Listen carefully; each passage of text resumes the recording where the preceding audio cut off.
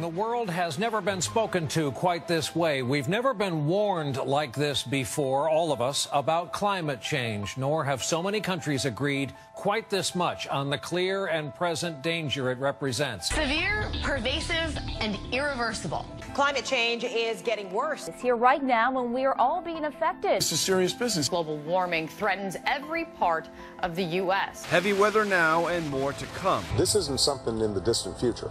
Between melting ice caps, Or heat waves, hotter summers, Drought, coastal flooding, higher sea levels, wildfires, insect infestations, hurricanes. and cyclones. all across the country. No region of the country will be spared. And it's not just the U.S. Nobody on this planet is going to be untouched by the impacts of climate change. You remember Superstorm Sandy? You remember Hurricane Sandy? the water was above my head. The economic effect of that alone is enormous. If we wait until the end of the century, Miami, Tampa, Charleston, New Orleans will all be flooded. Climate change is our most urgent #1 priority right now. So what we've been doing for the last couple of hundred years is digging up carbon out of the earth and throwing it up into the atmosphere and changing the chemical composition of the atmosphere, like has happened in the past, except for way, way, way, way faster.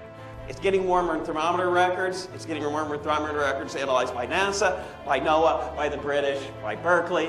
Thermometers in the ground, thermometers in the ocean, thermometers on balloons, thermometers on satellites, thermometers out in the air far from cities. The temperature-sensitive ice everywhere you look is getting smaller. 90% of the changes in where things live and when they do things in the direction of warming. Is it getting warmer? Yes. We have measured about a 0.8 degree Celsius rise in global average temperature since before the industrial age. This 0.8 degree temperature rise is a response to what we were doing 50 to 100 years ago. This is simple math. You put carbon in the atmosphere, it's an insulation blanket. We can calculate how much carbon we're putting in. We can watch the temperature change. It's not complicated.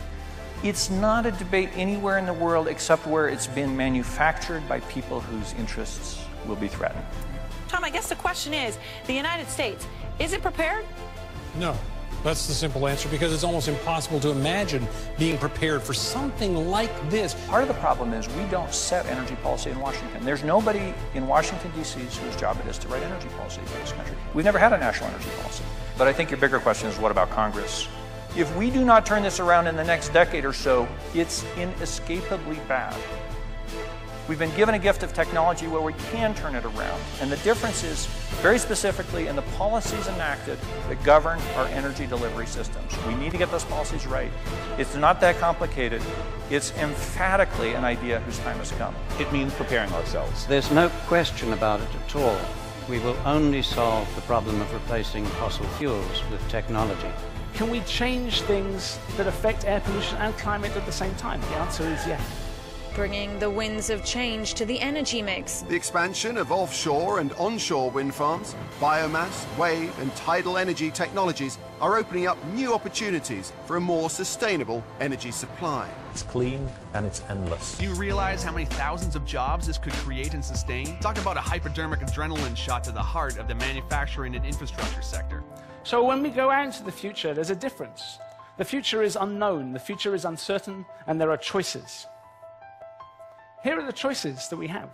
We can do some work to mitigate the emissions of carbon dioxide into the atmosphere. That's the top one. We can do more work to really bring it down so that by the end of the century, it's not much more than it is now. Or we can just leave it to fate and just continue on with a business as usual.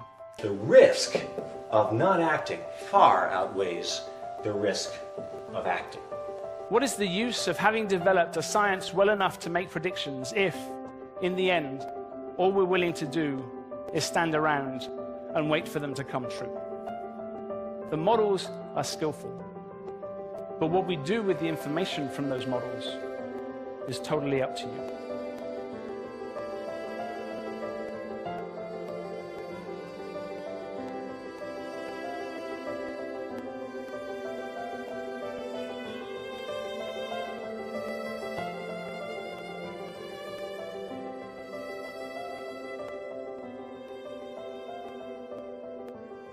I'm Nancy Skinner, and I've made my choice. I knew after running for Congress twice now on climate change and nearly winning in half of this 11th district, I could win this seat. I knew that I could lead in Congress, and I knew that I could show other candidates how to run and win on climate change and elect that majority, our tipping point, which we need to do to act on climate change. Now, here's what you can do.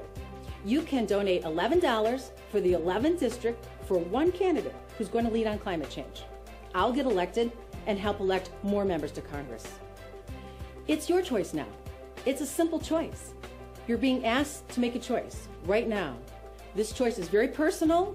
It's yours. It's not partisan. It's urgent. It's happening faster than we thought. And it's the only choice you'll ever make in policy that's irreversible. You're not alone. When you donate $11 to the link below and you see exactly which number you were, first or 100th, you'll know that you made a difference. You decided to block out the noise of the oil billionaires and do what we know we must do. It's your choice now. I've made my choice. Tell me, what's yours?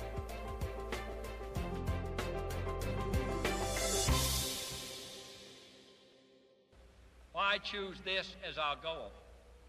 And they may well ask, why climb the highest mountains?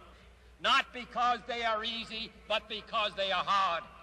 Because that goal will serve to organize and measure the best of our energies and skills. Because that challenge is one that we're willing to accept, one we are unwilling to postpone, and one we intend to win.